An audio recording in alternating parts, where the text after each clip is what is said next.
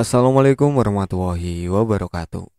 Kembali lagi di channel Kisah Warganet. Di kesempatan kali ini saya akan melanjutkan cerita yang berjudul Tamu. Sebenarnya apa yang kau undang? Cerita ini ditulis oleh akun Facebook yang bernama Muhammad Misbah. Seperti apa kelanjutan ceritanya? Tak usah lama-lama lagi. Mari kita masuk ke ceritanya.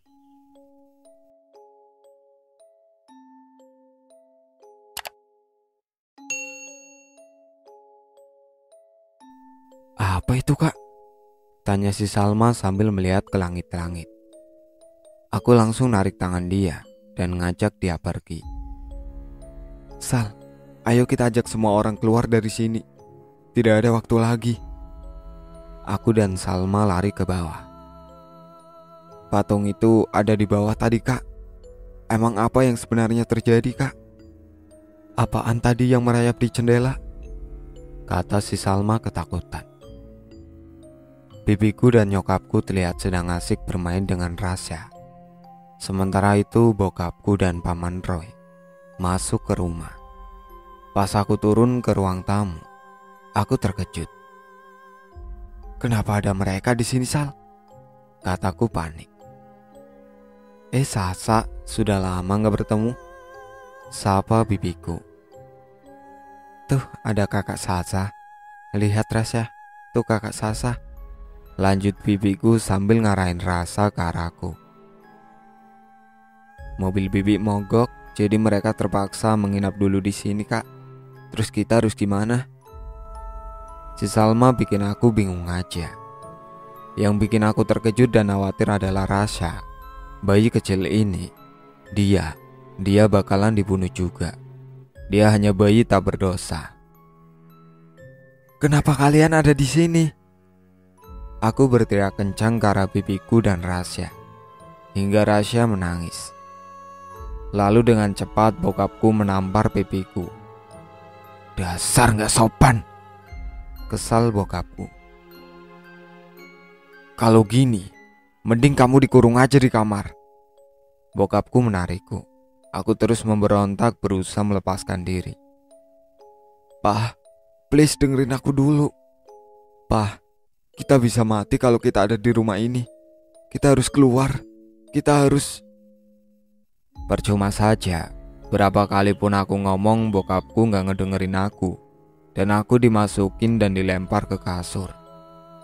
Dia menatap aku kesal dan memegang pintu kamarku. Kamu gak akan bapak keluarin hingga kamu bisa belajar sedikit tata krama. Dan kamu bisa mengubah sikapmu, kata bokapku. Dengan kesalnya dia menutup pintunya dengan keras. Pah, kumohon buka, Pah. Buka. Aku terus mendobrak-dobrak pintu kamarku dan terus berteriak-teriak, harap-harap aku dikeluarin. Tapi itu tak ada gunanya. Aku hanya menangis dan bersandar ke pintu karena tidak bisa ngapa-ngapain lagi. Ketika aku nangis, aku dengar suara di luar kamarku. Karena penasaran, walaupun aku jujur aku takut, aku pun berusaha memberanikan diri mengintip lewat lubang di bawah pintu. Hah! Terkejutnya aku lihat kaki melayang di sana dan mendarat dengan cepat. Aku pun berhenti mengintip karena ketakutan.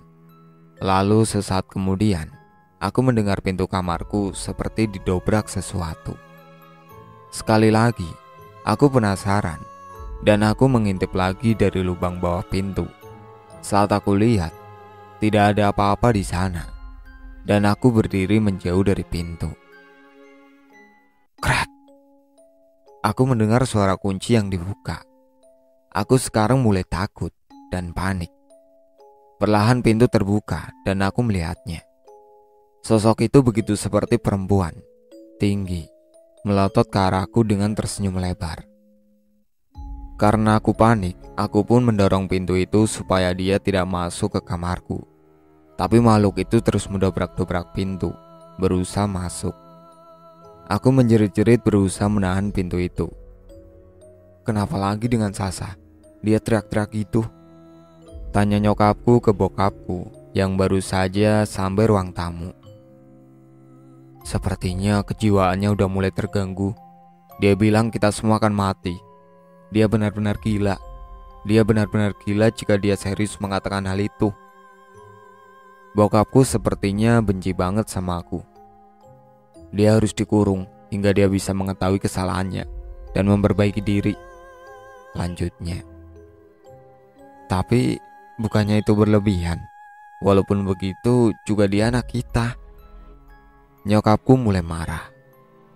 Bibiku dan Paman Roy tampaknya merasa kehadiran mereka benar-benar di waktu yang tidak tepat.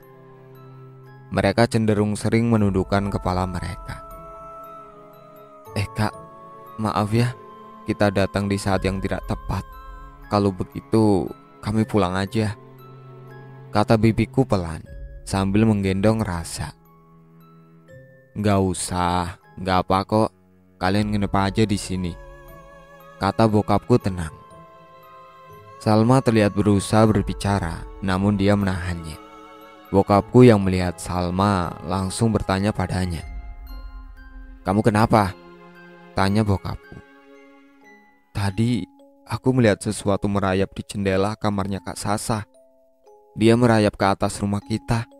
Kata Kak Sasa, itu adalah iblis yang akan membunuh kita semua, kata Salma dengan wajah ketakutan dan menatap tajam ke arah jendela. Aku benar-benar tidak paham. Ada apa sebenarnya ini, Kak? Kata bibiku kebingungan. Salma, kamu jangan ikut-ikut kakakmu. Jangan-jangan kamu sama kakakmu mabuk tadi di atas ya?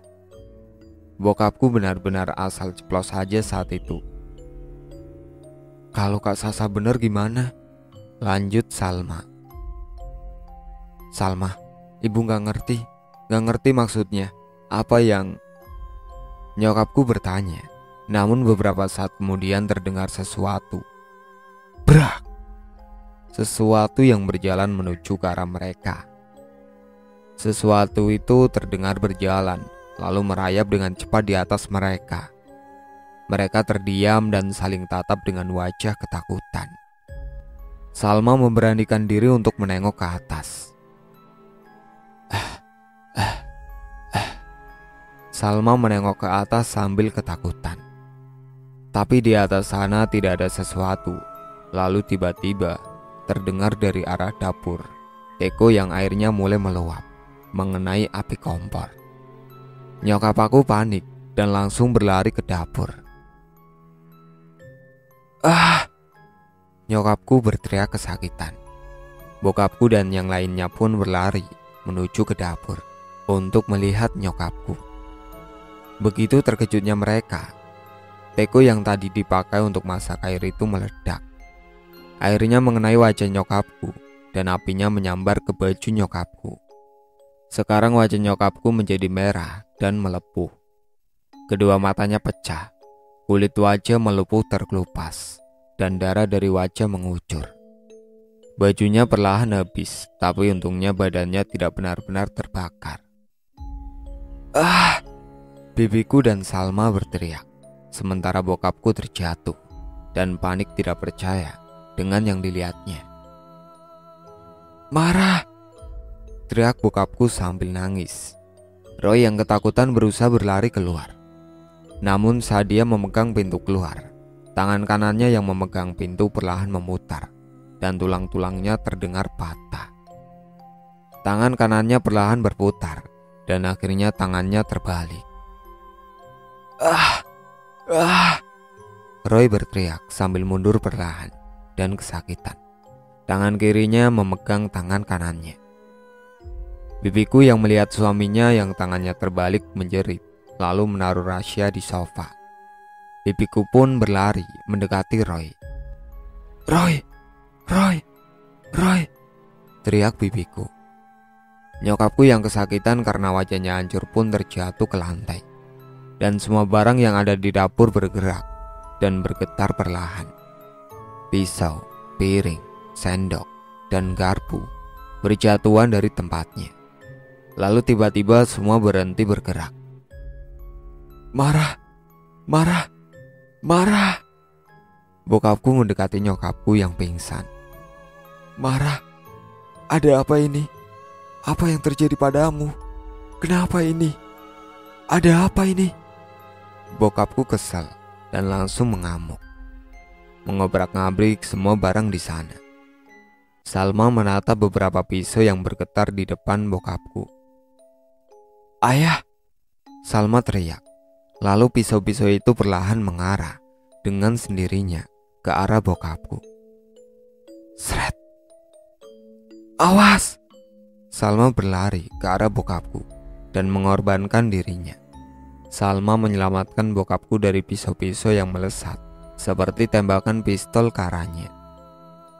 Salma tertusuk pisau-pisau secara terus-menerus yang mengarah ke sekujur tubuhnya. Matanya, mulutnya, payudaranya, perutnya. Secara terus-menerus hingga darah terus mengalir dari tubuhnya. Tetapi anehnya dia tetap hidup dan berteriak kesakitan. Bokapku lemas tak berdaya. Sementara itu dari atas, aku tersiksa. Aku mendengar teriakan-teriakan semua orang yang ada di bawah, disiksa habis-habisan. Ini neraka. Teriakan dari bawah terdengar begitu jelas dan membuatku stres. Aku seperti sedang berkunjung ke pintu neraka. Semua orang di ruang tamu disiksa habis-habisan. Di sana aku gak tinggal diam. Aku melihat jendela karena merasa jalan pintu kamar gak aman. Aku memutuskan untuk keluar melalui jendela kamarku. Aku dengan sigap mengeluarkan baju-baju dari lemariku. Aku ikat baju-baju dan tirai yang gak kepakai menjadi tali yang panjang. Aku terengah-engah sambil menangis dan teriak-teriak. Aku terus mengikat-ikat hingga akhirnya menjadi panjang. Aku pun berdiri dan berlari menuju jendela. Aku membuka jendela dan menurunkan tali ke bawah. Sementara aku mengikat tali ke sesuatu yang aku kira bakalan kuat jika diturunin sama aku. Aku pun mengikat ke kaki ranjang kasurku. Setelah itu sambil terengah-engah, pintu kamarku terbuka perlahan. Si anjing, setannya masuk dan merayap ke arahku sambil geleng-geleng kepala dengan kencang. Aku panik dan langsung turun ke bawah. Untungnya talinya benar-benar kuat waktu pertama kali aku turunin. Tapi gak semudah itu. Tapi setan itu ikut turun lewat tali dan merayap menghampiriku sambil geleng-geleng kepala. Alhasil, karena bebannya terlalu berat, talinya putus dan aku terjatuh dari lantai 2. Teriakku. Brak! Aku terjatuh di antara semak-semak di sekitar rumahku. Aku terjatuh ke tanah. Untungnya aku hanya pingsan waktu itu dan sedikit pendarahan di kepala. Sementara itu si Salma terjatuh ke lantai. Nyawanya tidak bisa diselamatkan dikarenakan pendarahan yang hebat. Walaupun begitu badannya masih bergerak-gerak sekarat. Bokapku terjatuh lemas, seakan tidak percaya dengan apa yang terjadi saat itu. Dia kebingungan dan mendekati mayat Salma lalu menangis. Bokapku pun berbalik menatap tubuh nyokapku yang pingsan di sampingnya. Sementara itu di ruang tamu, Roy didekati oleh bibiku yang begitu panik melihat kondisi Roy. Lalu dari luar terdengar suara teriakan. Itu adalah teriakanku yang terjatuh dari lantai 2. Bibiku terkejut dan menatap jendela.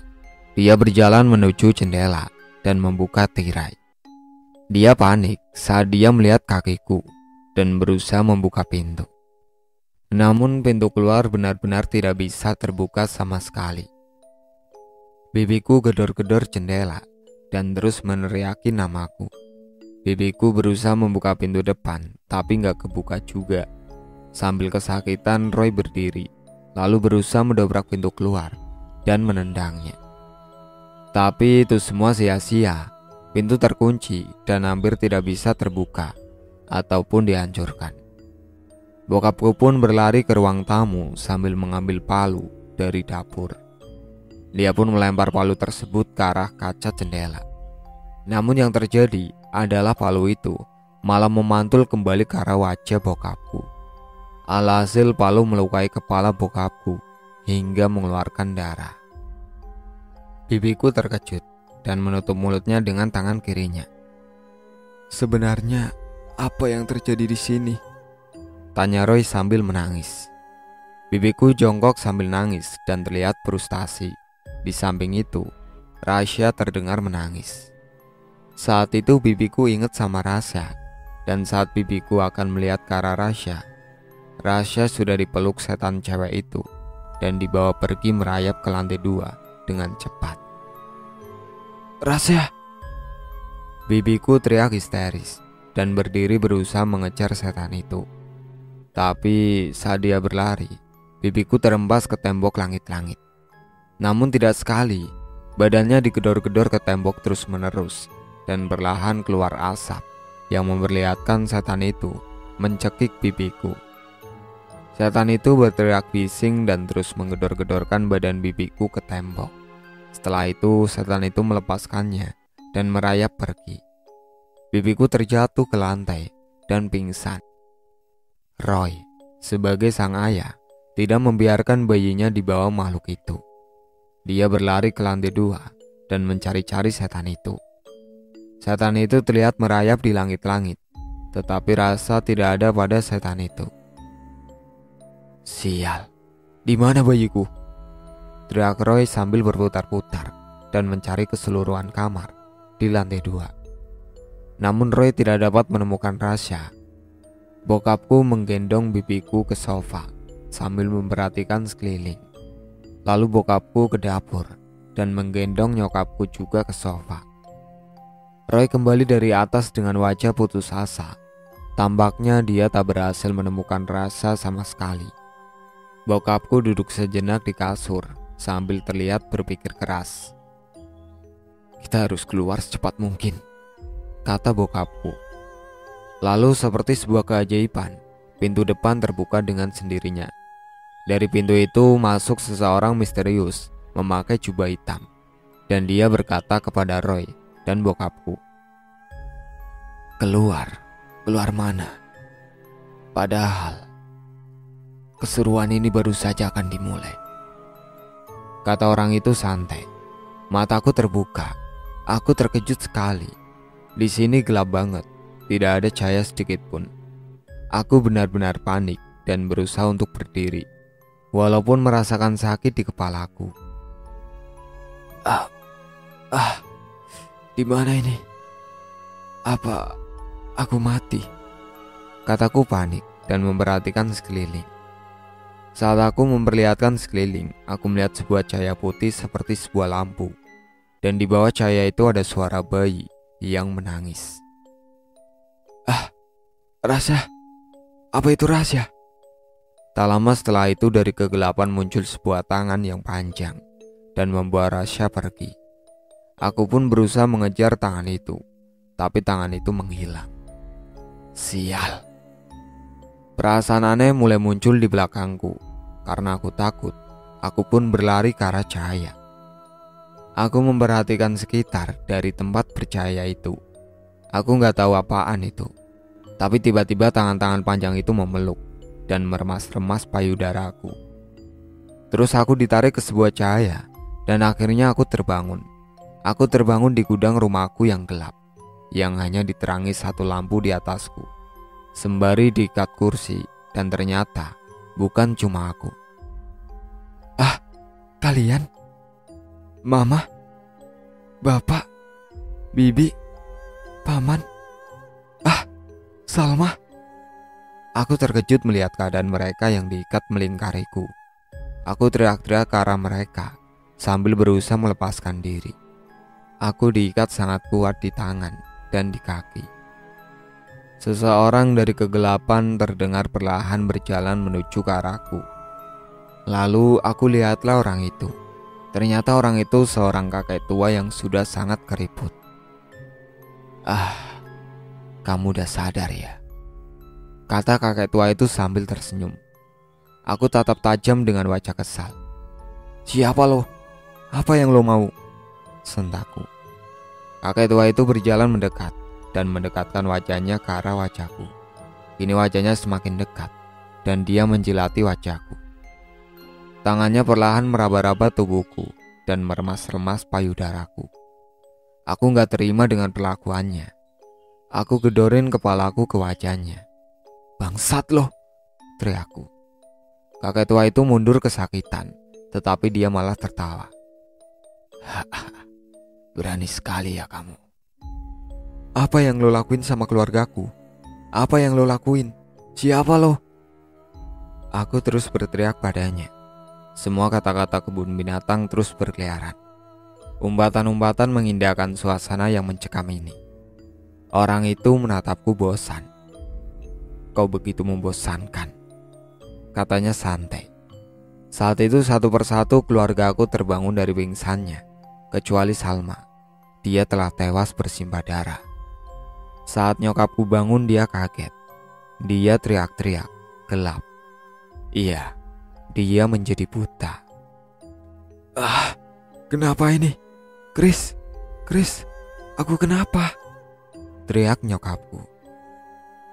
"Kau tidak apa-apa sayang, kau akan baik-baik saja." Bokapku berusaha menenangkan.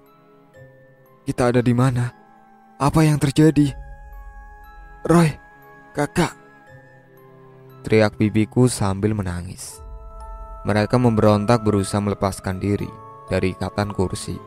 Sementara Roy menatap tajam kesal ke arah kakek tua itu. Kakek tua itu pun menatap tajam dia.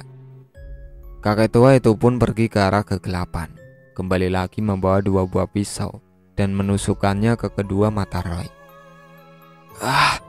Bangsat lo, anjing lo setan," umpat Roy sambil teriak kesakitan. Lalu kakek tua itu mencabut 1 pisau dari matanya dan membukakan mulut Roy. Setelah itu kakek tua itu menarik lidah Roy dan menusuk lidahnya dengan pisau. Kakek tua itu menarik pisau tersebut dengan paksa hingga lidah Roy menjadi terbelah 2. Semua orang berteriak melihat apa yang dilakukan kakek tua itu kepada Roy. Dan juga teriakan histeris bibiku ketika melihat suaminya disiksa. Bibiku seperti berusaha berteriak. Jangan berteriak. Dia bisa membuatmu seperti Roy. Karin, jangan," tegas bokapku ke bibiku yang sedang menahan dirinya. Bibiku masih berusaha untuk tidak berteriak, sementara kakek tua itu menatap ke arahnya sambil mencabut 1 pisau lagi yang ada di mata Roy. Tapi karena saking kesalnya, bibiku akhirnya berteriak, "Bangsat, bau tanah lo," umpat bibiku sambil teriak. Kakek tua itu hanya terdiam, menatap tajam, tidak melakukan apapun. Sisi ruangan hening. Tiba-tiba lampu gudang kedap-kedip kencang, sementara kakek tua itu masih menatap tajam bibiku. Kita panik dan melihat sekeliling dan ke arah lampu itu. Lalu saat itu muncullah sinar merah dari bawah lantai dan di setiap kursi. Cahaya itu melingkari kursi tersebut. Kakek tua itu mendekati bibiku. Stop!" teriak bokapku. Kakek tua itu sangat dekat. "Aku tidak mau melakukan itu lagi. Tapi kau berhak menerimanya." Tawa jahat kakek tua itu. "Tenang aja, aku gak akan terburu-buru melakukan itu." Tiba-tiba terdengar suara bayi. "Rasya," kata bokapku pelan. Bibiku ngamuk-ngamuk dan terus berteriak, "Mana anak saya? Kau apakan dia? Di mana dia?" Kakek tua itu terlihat menghela nafas. Sebentar, aku akan mengurus anakmu. Tapi aku ingin ngopi dulu," katanya lalu pergi dari gudang. "Di dapur kalian ada kopi kan?" lanjutnya. Kakek tua itu pun pergi meninggalkanku sama keluargaku. Sewaktu kakek tua itu pergi, bokapku menatapku. Aku udah tahu apa maksud dari tatapan itu. Dan akhirnya aku pun menjelaskan. Setelah lama sekali menjelaskan, bahwa aku dan doiku masuk ke tempat ritual dan diberi boneka. Lalu boneka itu yang mengundang arwah dan orang itu. Bokapku malah makin gila. Dia marah-marah, teriak-teriak, "Ini semua salahku." Dia bilang ini semua salahku. Udah dibilangin jangan pacaran sama orang gak bener. Kalimat itu yang terlontar terus-menerus dari bibirnya. Kakek tua itu sepertinya keganggu dengan suara bokapku. Sambil memegang gelas dan merokok, kakek tua itu menjelaskan beberapa hal.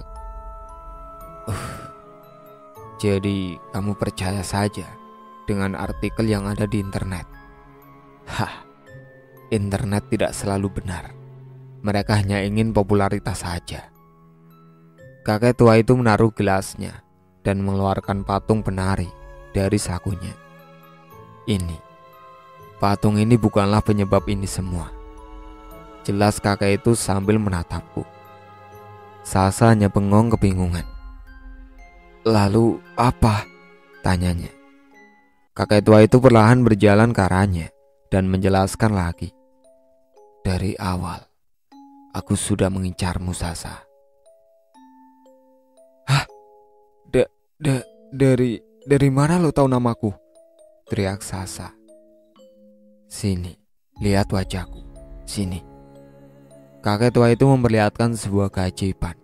Wajah si kakek itu mengeluarkan debu-debu yang perlahan menampakkan wajah aslinya. Dan ternyata sosok kakek tua itu adalah... Hah? Tidak mungkin. Kenapa? Apa maksudnya? Apa maksudnya ini, Ronald? Aku terkejut sekali bahwa dalang dibalik ini semua adalah doiku. Aku benar-benar tidak percaya dengan semua kejadian ini. Rasa penyesalan tentunya yang aku rasakan.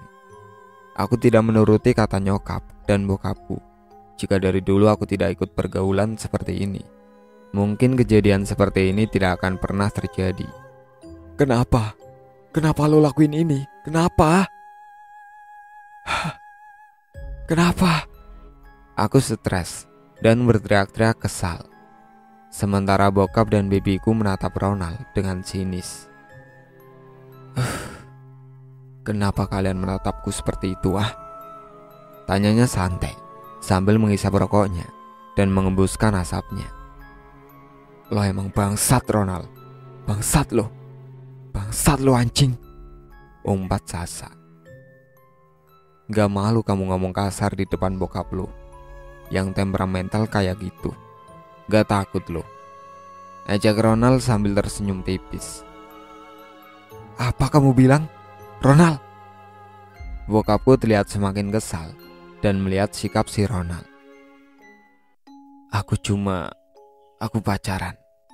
Berhubungan cuma mau asik-asik aja. 1 tahun ngerasain punyamu. Aku udah bosan. Dan iya, masalah ritual itu sebenarnya benar. Aku akan mengorbankan kalian kepada iblis demi kekalnya kehidupanku, kata Ronald angkuh. Kau manusia. Tidak ada manusia yang akan kekal di dunia ini. Jika sudah waktunya, kamu juga akan mati. Tuhan pasti akan memusnahkanmu. Aku yang tadinya peduli sama dia, nangis untuk dia, cinta mati sama dia, mendadak penuh benci dan dendam. Hah, manusia. Aku tidak sama seperti kalian. Aku telah menyatu dengan iblis. Iblis pernah diusir dari surga dan diturunkan ke bumi. Disitulah iblis mengajukan permohonan agar iblis diberi umur sampai hari kiamat nanti. Dan karena itu, aku tidak akan mati pendek umur seperti kalian manusia. Aku akan balas dendam kepada kalian, anak cucu Adam. Teriak seram Ronald. Ternyata Ronald adalah sosok manusia yang menyatu dengan iblis. Untuk itu, demi keabadian hingga hari kiamat, aku dan iblis membuat perjanjian agar bisa mengorbankan manusia untuk mereka. Sejujurnya iblis ini tidak akan bisa menyentuh kalian. Sebelum aku melakukan ritual penyatu, ritual ini sudah sama sekali aku lakukan. Namun, aku waktu itu belum gabut. Aku masih ingin merasakan asoy keboy dengan Sasa. Ya begitulah, karena iblis juga menyukainya. Benar kan? Benar kan? Tanya Ronald kepada sang iblis. Iblis itu lalu muncul di belakangnya dan merayap ke atas langit-langit gudang yang gelap. Matanya yang terang di kegelapan membuat aku semakin ngeri. Apalagi sekarang kita nggak bisa ngapa-ngapain.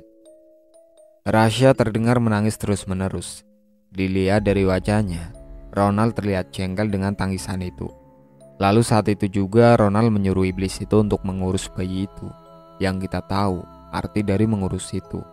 Untuk sosok iblis bukanlah sesuatu yang baik. Iblis itu pun merayap cepat keluar dari gudang dan pastinya menghampiri Rasya.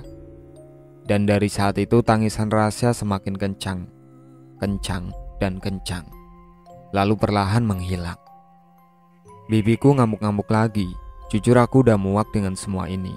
Aku udah kesel sama semua ini. Aku teriak sekencang-kencangnya.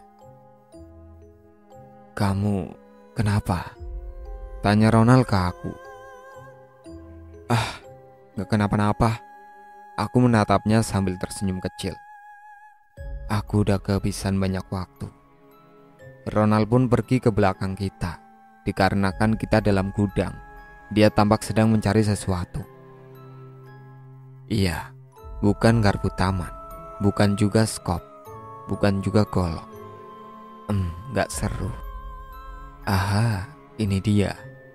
Ronald terlihat membawa gunting rumput yang lumayan besar. Entah apa yang ada di pikirannya. Dia tersenyum lebar dengan tatapan matanya yang sangat tajam ke arah kita. Aku tahu sih, ini pasti adalah akhir dari kita semua. Kita hanya bisa menjerit-jerit. Kita gak bisa ngapa-ngapain. Diikat tali, kaki, tangan, dan badan. Gimana cara kita lepas? Ronald tampak mengeluarkan ponselnya. Di saat kita yang sedang menangis dan teriak-teriak ini, Ronald dengan tidak ada akhlaknya malah memutar lagu dari Tompi, menghujam jantungku. Ronald bernyanyi dan terlihat sangat bersemangat. Dia sesekali menyentuh daguku seperti yang biasa dia lakukan. Keromantisan. Romantis yang tidak akan lama lagi menjadi sebuah nasib buruk buat aku beserta keluargaku. Lagu masih terus berlanjut. Ronald terus bernyanyi dan dia terlihat perlahan mendekati pamanku. Dia buka lebar-lebar gunting dan menempatkannya di antara leher pamanku. Udah kebayangkan apa yang akan Ronald lakuin. Ronald terus bernyanyi dan dia perlahan menekan gunting itu. Dan gunting itu sekarang mengenai leher pamanku. Pamanku menjerit-jerit sementara Ronald asik bernyanyi. Aku mulai tahu, ternyata dia udah gila. Kita semua menjerit, kita tidak akan punya kesempatan untuk kabur. Lo bisa bayangin, emang mudah memotong leher dengan gunting rumput. Begitu tersiksanya pamanku ketika gunting rumput itu dipaksa oleh Ronald untuk memotong leher pamanku. Sial, susah, kesal Ronald. Ronald terus menekan dengan kencang. Gunting itu melukai leher pamanku. Darah mengucur deras dan teriakan tak kunjung berhenti. Diem napa? Disunat juga sakit kan? Mau kusunat lagi? Oke mari, kita mulai sunat lagi ya. Stop, hentikan, hentikan. Bibiku teriak-teriak. Dia menangis jadi-jadinya. Dia gak kuat lihat suaminya sendiri disiksa seperti itu. Mereka telah bersama bertahun-tahun, gembira bersama, tertawa bersama. Rasya, Paman, dan Bibi selalu bersama kemanapun mereka pergi. Bibi, jujur aja aku kasihan lihat dia. Padahal dia hanya orang yang berkunjung di waktu yang tidak tepat. Dia tidak salah apa-apa. Aku jadi sedikit kasihan. Iya, maksudnya siksaan segini kurang. Aku sunat aja kamu ya, kata Ronald santai. Jangan, jangan. Bibiku berteriak dengan air matanya yang terus mengalir. Jangan, kumohon hentikan. Kumohon hentikan. Hentikan. Bibiku menangis jadi-jadinya. Gara-gara tangisan bibiku, aku jadi ingat sesuatu. Aku beberapa waktu terakhir menangis juga. Tapi karena apa? Ah, Ronald, bukannya kau telah mati? Teriakku ke Ronald. Ronald menatapku tersenyum. Oh, mati itu. Aku sebenarnya tidak benar-benar mati. Aku hanya ingin membuatmu semakin menderita, katanya sambil tertawa terbahak-bahak. Itu hanya sebuah drama yang kubuat. Emang benar, aku menelan gelas dan menggedorkan pintu itu ke wajahku. Sebenarnya aku ingin memperlihatkan juga bahwa keabadian yang diberikan iblis itu kepadaku sangat terbukti. Luka sedikit seperti itu bukan apa-apa untukku, Sasa. Jelas, Ronald. Jadi kau menipuku? Tanya Sasa kesal. Tentu. Dan sekarang kalian. Tiba-tiba terdengar sebuah tembakan. Hah? Apa? Kami semua kaget. Tiba-tiba terdengar tembakan. Dan tembakan itu sepertinya menembak kepala Ronald. Ronald berbalik ke arah pintu gudang dan dia terjatuh ke lantai. Dari kegelapan muncul 3 orang polisi dan paranormal. Mohon maaf, kami telah datang terlambat. Kami harus menjemput paranormal US dulu. Kami dengar di teleponmu bahwa ada seseorang yang bersekutu dengan iblis untuk membasmi kalian, kata para polisi itu. Tapi siapa yang menelpon? Tanya bokapku. Itu aku. Ternyata yang menelpon polisi adalah bibiku. Dia menjelaskan, ketika Ronald masuk ke rumah, bibiku sedang menghubungi polisi. Dan kebetulan saat itu, Ronald sedang membicarakan tentang masalah iblis dan persekutuan. Tampaknya dari ponsel itu polisi mendengarkan pembicaraan Ronald. Sebelum keluar aku dipukul hingga pingsan. Tentu saja bibiku menyembunyikan ponselnya di belakang tubuhnya saat menelpon. Sepertinya kita akan terbebas sekarang. Menurutku sih, tapi entahlah, mendengar penjelasan Ronald tentang keabadian membuat aku ragu. Paranormal US sangat terkenal di kota. Ia telah berhasil mengatasi kasus yang berhubungan dengan iblis dan mengusir iblis itu dari rumah-rumah korban. Tapi apakah dia bisa mengusir iblis dari rumahku? Secara iblis yang paling iblis dari iblis adalah manusia itu sendiri. Ronald iblis berbentuk manusia, dan manusia tidak bisa diusir dengan ayat-ayat suci. Setelah Ronald terjatuh ke lantai tak sadarkan diri, polisi memborgol tangannya dan kakinya. Polisi juga melepaskan ikatan kita. Begitu bahagia kita bisa terbebas. Aku tak kuasa melihat suasana kali ini. Begitu banyak kesedihan atas meninggalnya pamanku yang kehabisan darah.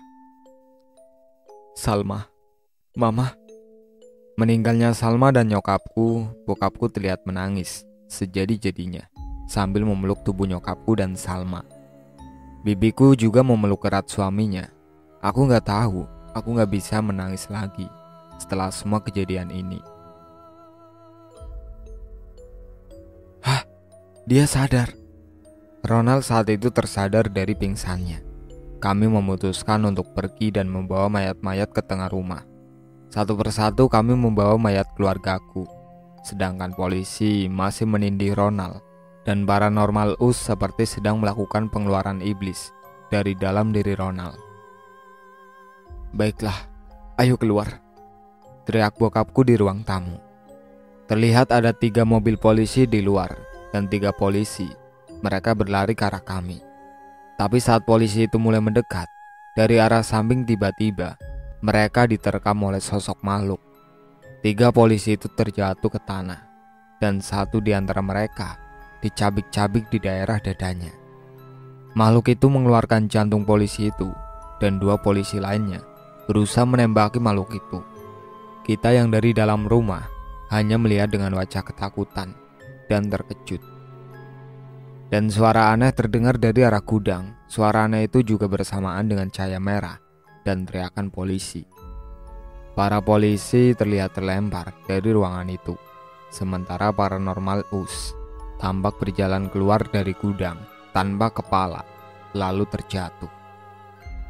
Karena panik, kita memutuskan berlari keluar sambil menggendong mayat.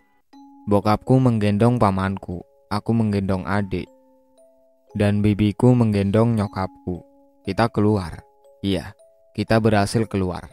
Namun, hanya sesaat. Setelah tiba-tiba angin yang kencang berembus ke arah kita terdorong angin itu dan terlempar masuk kembali ke dalam rumah. Pintu rumah terkunci dan rumah kami sekarang berwarna merah. Iblis telah bangkit. Suara auman raksasa terdengar dari arah gudang, dan sebuah bayangan raksasa bertanduk terlihat jelas. Aku berpikir, sudahlah, kita berurusan dengan iblis, mau bagaimanapun juga. Jika saja dia kalahkan, nasib kita apalagi? Suara gergaji mesin terdengar, beserta langkah kaki. Kita memutuskan berlari ke atas lantai 2. Tunggu, bagaimana dengan Rasya? Bagaimana dengan anakku? Pelarian kita sempat dihentikan karena bibiku khawatir dan menanyakan keberadaan Rasya. Walaupun begitu, kita sekarang sudah ada di lantai 2, berada di depan kamarku. Biar aku saja yang mencarinya. Bokapku menawarkan dirinya untuk menyelamatkan Rasya di bawah. Tapi aku tentu tidak setuju karena itu semua telah beresiko. Lantas di sana aku sama bibiku berdebat. Bibiku menyalahkan semua kejadian ini ke aku. Jangan Pak, itu terlalu beresiko. Aku menahan bokapku. Apa kau bilang? Lalu bagaimana nasib Rasya di bawah sana? Dia masih bayi. Apa kau tega akan meninggalkan dia? Kau tega meninggalkan bayi sendirian bersama penjahat? Bibiku berteriak kepadaku dengan wajah sinisnya. Itu terlalu beresiko. Soalnya Ronald membawa gergaji mesin. Ini semua salah kamu. Jika kamu tidak sembarangan dalam pergaulan, ini semua tidak akan terjadi. Kalau kamu tidak pacaran dengan seorang psikopat ini, semua tidak akan pernah terjadi. Jika kamu sekali saja mendengarkan kata ayah dan ibumu ini, semua tak akan terjadi. Lihat. Bahkan aku dan suamiku yang tak tahu apa-apa. Rasya seorang bayi yang tak berdosa, yang tak tahu apa-apa. Kita jadi korban. Semua orang yang tak tahu apa-apa jadi korban. Ini semua salahmu. Bibiku kesal sambil menunjuk jarinya ke arah mukaku, sambil terlihat air matanya terus mengalir. Aku terdiam sambil perlahan meneteskan air mata saat bibiku membicarakan hal itu. Aku membuat ini semua. Ini memang salahku. Aku menunduk malu dan frustasi. Aku tahu ini semua salahku, tapi aku berusaha agar tidak ada korban lagi. Gilahku dengan penuh penyesalan. Aku nangis saat itu juga. Sudah, biar. Aku saja yang mencari Rasya ke bawah. Akulah yang pada akhirnya memutuskan untuk menyelamatkan Rasya. Aku gak peduli aku harus mati pun. Aku gak peduli. Aku gak peduli. Ini semua salahku. Aku. Ini semua salahku. Gumamku dalam hatiku yang menjerit penuh penyesalan dan kekesalan. Sasa, jangan! Teriak bokapku. Begitu aku berada di lantai bawah, aku bersembunyi sambil memperhatikan sekitar. Aku lihat Ronald sedang memutilasi polisi-polisi itu. Polisi-polisi itu tampak berteriak-teriak tak berdaya saat tangan dan kakinya perlahan diputuskan oleh gergaji mesin. Lalu setelah itu, Ronald menggergaji kepala mereka satu persatu. Di sini aku mulai agak jijik. Ronald mengangkat kepala polisi-polisi yang putus itu. Dia mengangkatnya ke atas wajahnya dan membiarkan darahnya mengucur ke dalam mulutnya. Ronald seperti vampir yang haus darah. Lalu setelah selesai, Ronald meninggalkan mayat-mayat itu, lalu duduk di sofa. Dan sekarang giliran sesuatu yang menerkam mayat-mayat itu. Sosok itu membongkar perut polisi-polisi itu dan memakan organ dalam mereka. Aku berusaha menahan rasa mualku sambil terus berusaha melihat di mana keberadaan Rasya. Entah berapa lama aku di situ, tapi Rasya tidak kunjung ditemukan, dan Ronald pun masih terlihat duduk di sofa sambil meneguk secangkir kopi. Aku perlahan berjalan menaiki tangga menuju lantai 2. Ronald tampak masih santai dengan kopinya dan aku berlari ke atas. Sepertinya Ronald sadar dengan kehadiranku, tapi tampaknya dia tak ingin terburu-buru untuk mengakhiri ini semua. Aku berlari di tangga. Setelah hampir sampai, aku kira ini akan semudah itu, tapi nyatanya enggak. Dari atas aku diterkam makhluk itu, dan akhirnya aku terjatuh ke bawah. Kini aku terbanting lemas di lantai. Aku gak bisa jalan lagi. Tampaknya kakiku terkilir, dan tanganku juga sakit. Di saat aku teriak-teriak kesakitan, Ronald berdiri dari sofanya dan perlahan berjalan ke arahku. Apakah ini akhir hidupku? Tanyaku dalam hati sambil kesakitan dan berusaha berdiri. Ronald berjalan perlahan ke arahku dan dia sudah sangat dekat. Dan dia terlihat menyalakan gergaji mesinnya. Sudahlah, ini akhirnya. Jika dia inginkanku, aku rela mati. Oke, lo bisa bunuh aku, tapi kumohon, lepaskan keluargaku, teriakku ke arah Ronald. Ronald terdiam dengan wajah menyebalkan. Dia tersenyum kecil mereka. Dia tertawa terbahak-bahak. Dia meludahiku. Dia mendekatiku. Lalu kaki dia menginjak-injak tanganku yang sakit terus menerus. Aku teriak-teriak kesakitan. Dasar wanita sialan. Sialan. Dia terus menginjak-injak kakiku dan akhirnya menendang dengan keras kakiku. Sumpah, aku udah kesel banget sama dia. Orang ini harus segera dimusnahkan. Sasa, tenang aja. Aku gak akan secepat itu membunuhmu. Tapi... Suara Sasa. Gumamku dalam hati. Ronald terlihat memasang wajah sebal. Bayi itu lagi. Kenapa iblis ini masih belum membunuh bayi itu? Ronald pun menatap ke langit-langit. Dan terkejutnya aku, Rasya berada di atap dipangku oleh iblis wanita yang mengerikan. Tampak iblis itu menyusui Rasa. Oi, lepaskan bayi itu. Apa yang kau lakukan? Apa kau mendengarku? Ronald tampak mulai kesal karena iblis perempuan itu mengacuhkannya. Di saat Ronald teralihkan, aku perlahan menjauh dan berdiri. Oi, sialan kau. Jatuhkan dia. Atau kau kumusnahkan. Ronald semakin kesal dan mengangkat satu tangannya ke arah iblis wanita itu. Tampak iblis itu terlihat kesakitan dan Rasa pun dilepaskan. Saat Rasa terlepas dan akan terjatuh ke arah Ronald, aku dengan cepat mendorong tubuh Ronald dengan kuat dan menangkap Rasya. Ronald terjatuh di antara sofa. Setelah itu aku membawa vas bunga dan melemparkan vas itu ke arah kepalanya. Dan bagusnya meleset. Aku pun berusaha lari saat Ronald berdiri dengan rasa kesal. Wajah kesal dan matanya yang berwarna merah tampak menyeramkan. Ronald berlari cepat ke arahku. Apa daya kakiku sakit, jadi gak bisa lari cepat. Ya akhirnya Ronald mengarahkan gergajinya ke arahku. Dan iblis wanita itu menerkam Ronald dan mencekiknya. Ada apa ini? Rasya. Iblis itu berusaha melindungi Rasya. Aku mulai paham. Dari awal alasan iblis itu membawa Rasya adalah untuk melindunginya dari Ronald. Untungnya, karena iblis itu aku dan Rasya bisa selamat. Aku pun dibantu bokap dan bibiku yang turun ke bawah. Akhirnya aku digendong bokap sementara Rasya di pangku bibiku. Ronald masih dicekik iblis itu. Kau mulai melanggar perjanjian kita. Kau berani menyakitiku setelah aku membuatmu bangkit di dunia ini. Kau sudah tidak berguna lagi. Ronald menatap tajam iblis itu. Dari mata Ronald keluar cahaya merah yang membuat iblis itu seperti melepuh dan seisi ruangan bergetar. Barang-barang berjatuhan dan ada seekor cicak yang jatuh ke kepala Ronald. Iblis itu hancur dengan sekejap dan terlihat abu-abu hitam mengitari Ronald. Ronald menyadari dirinya kejatuhan cicak dari atas. Dia pun mengambil cicak itu dan melemparnya. Kita melihat itu semua dari atas sambil memikirkan jalan keluar. Baiklah, kita akan keluar lewat tangga yang sudah ada di atap. Ayo, kata bokapku perlahan.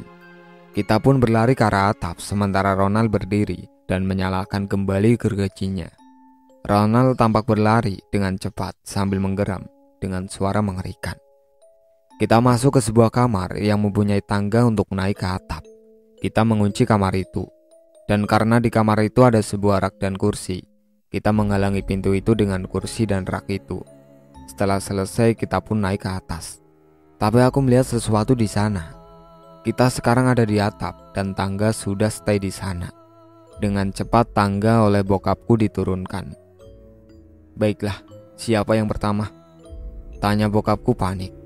Lalu terdengar barang-barang yang hancur. Tampaknya Ronald sudah sangat dekat. Di saat itu bibiku lah yang pertama turun.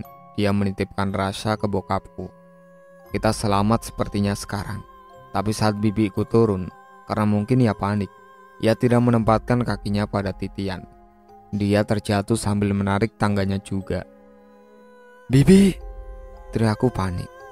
Bibiku pun jatuh dan tertimpa tangga. Kita sekarang bertiga. Aku sama bokap dan Rasya tentunya. Dia di bangku bokapku. Aku udah menyiapkan golok yang aku temukan di kamar tadi. Haha, mau lari kemana kalian ah? Kita sudah tersudutkan. Tidak ada jalan keluar lagi selain melawan, kataku sambil percaya diri. Ronald menatapku dengan senyum mengejeknya. Haha, kau. Aku dengan cepat berlari ke arahnya dan menusukkan golok itu ke perutnya. Rasain loh, umbatku senang. Aku berhasil menusuk perutnya. Darah terciprat ke muka dan rambutku. Tapi Ronald malah menatapku datar, tanpa rasa sakit sedikit pun. Dia pun mengarahkan gergajinya ke arahku. Awas! Bokapku menaruh Rasya dan berlari ke arahku. Aku tahu, ini adalah penyelamatan yang bakal membutuhkan korban. Maka dari itu aku berpikir cepat, dan satu-satunya jalannya adalah dengan cepat aku mencabut golok itu dari perutnya Ronald dan menusuknya ke anunya si Ronald. Ronald menjerit kesakitan. Tampak darah dan cairan aneh keluar dari celananya. Rasain lo, mampus lo sekarang, umbatku sambil tersenyum ke arahnya. Bokapku akhirnya bisa selamat, tapi sepertinya si Ronald tidak memperdulikannya. Rasa sakit itu mungkin hanya ia rasakan sementara saja. Dia tampak baik-baik saja setelah itu. Dia berlari dengan gergaji mesinnya dengan cepat sambil teriak. Bokapku melemparkan golok itu tepat mengenai wajah si Ronald dan melukai kepala bagian kirinya. Ronald yang kesakitan memegang sebelah matanya yang ternyata terkena pisau. Aku dengan sigap mengambil kembali golok itu dan aku teriak mengayunkan golok itu ke arah tangan kanannya yang sedang memegangi gergaji itu. Akhirnya aku berhasil mengenai pergelangan tangannya dan itu membuat Ronald melepaskan gergajinya. Gergaji yang menyala, bergerak-gerak dan berputar di atap. Itu membuat aku sedikit sulit untuk mengambilnya. Sialnya Ronald dengan cepat mengambil gergaji itu dan menendang aku hingga jatuh. Dia langsung mengayunkan gergajinya ke arahku. Dan ya, inilah aksi heroik bokapku. Dia menghalangi gergaji itu dengan punggungnya. Gergaji itu mengenainya. Tampak darah terciprat sangat banyak dan terus keluar dari badannya. Akhirnya, gergaji itu menembus keluar dari perut bokapku. Tampak usus dan organ dalam lainnya keluar dari sana. Ronald tertawa terbahak-bahak, tertawa dan terus tertawa. Seakan-akan semua yang dia lakukan hanya hiburan semata. Aku yang melihatnya nangis dan merasa bersalah kepada bokapku. Dia berusaha melindungi anak perempuannya. Dia berusaha menjaga aku dari pergaulan di luar sana, bahaya dan semacamnya. Kini aku membayar itu semua dengan melihatnya mati di depanku dengan tangisan. Aku anak kurang ajar, membuat keluargaku menderita. Bokapku akhirnya terjatuh dan mayatnya Ronald tendang hingga terjatuh ke bawah dari atap. Lo bangsat, lo iblis. Ronald hanya terdiam sambil cengengesan. Dia sudah seperti orang gila. Tidak, dia emang gila. Dia emang orang gila dari awal aku bertemu dengannya. Aku hanya ketipu keromantisannya saja. Aku tak mau lama-lama di sini. Aku akan mengakhiri ini dengan cepat. Ronald kembali berjalan ke arahku dengan cepat dan bersiap-siap. Ada kata-kata terakhir? Tanyanya sambil memegang gergaji itu, bersiap-siap. Aku gak tahu harus berbuat apa. Aku terdiam pasrah saat Ronald berteriak dan akan mengayunkan gergajinya kepadaku. Tiba-tiba, aksinya terhenti. Ronald terlihat kesakitan dan memegang dada kirinya. Apa ini? Ada apa ini? Ronald terlihat kesakitan dan menjatuhkan gergajinya. Aku gak tahu apa yang terjadi, tapi ini saatnya aku basmi Ronald. Aku gak peduli apapun yang terjadi padanya. Aku mendekatinya dan menendang balik tubuhnya hingga terjatuh. Saat dia terjatuh, aku injek anunya berkali-kali. Anu, lo pantas mendapatkan ini. Aku teriak dan menggergaji paha kiri Ronald. Sialan kau. Beraninya kau berbuat itu. Awas kau. Kau pikir bisa membunuhku? Aku akan abadi hidup di dunia ini, meskipun kau... Ronald berteriak-teriak dengan darah yang terus mengucur dari dalam mulutnya, dan tangannya memegang dada kirinya. Meskipun apa? Tanyaku dengan wajah datar. Ronald terdiam tak bisa bergerak. Lo tahu, aku menyesal sekali mengenal lo. Lo tahu, aku udah gak peduli sama lo lagi. Lo tahu, lo udah buat hidup aku sengsara. Aku tahu lo bakal hidup kekal. Aku anggap itu iya. Oke, lo bisa hidup kekal. Tapi apa lo bakalan tahan jika lo hidup kekal tanpa anggota badan lo? Lo tahu? Sambil tertawa jahat, aku memutilasi satu persatu tubuh Ronald. Dimulai dari kanan pahanya, tangan kiri, lalu kanannya. Ronald menjerit-jerit. Ini giliran aku yang bersenang-senang. Darah bermunceratan ke semua tubuhku. Aku lanjut menggergaji perutnya. Kau sialan. Manusia sialan. Kau wanita sialan. Ronald berusaha berbicara. Aku pun berhenti sekejap untuk menatapnya. Lalu saat aku menatapnya, tiba-tiba matanya mengeluarkan cahaya merah yang sama. Seperti tadi, Ronald menghancurkan iblis wanita itu. Karena aku menatapnya, aku secara otomatis melihat langsung cahaya itu. Tapi syukurnya, tidak terjadi apa-apa pada aku. Aku menjauh dari Ronald. Lalu entah kenapa walaupun tubuh Ronald sudah hancur, dia masih hidup dan tubuhnya berdiri. Dengan cepat tubuhnya melompat ke arahku dan Ronald menggigit lengan kiriku. Tampak dari gigitan itu, terlihat sesuatu masuk ke dalam tanganku, merayap dengan cepat dan sangat sakit. Aku menepis kepala Ronald dengan kuat, dan akhirnya terlepas dengan kulitku yang terkelupas. Karena sesuatu itu terus merayap di dalam tanganku, seperti urat-urat, dan menyakitkan. Aku panik, hingga akhirnya aku terpaksa melihat ke arah gergaji, dan memutuskan menggergaji tanganku sendiri.